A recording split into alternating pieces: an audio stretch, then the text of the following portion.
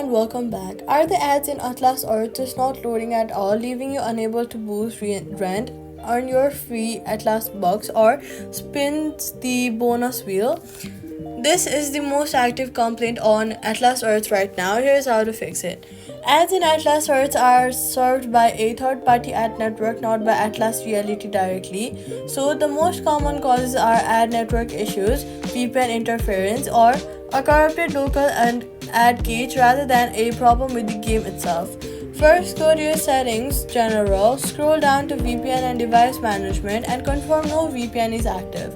VPNs are the single biggest cause of ads failing to load in Atlas Earth since ad networks often block VPN routed connections.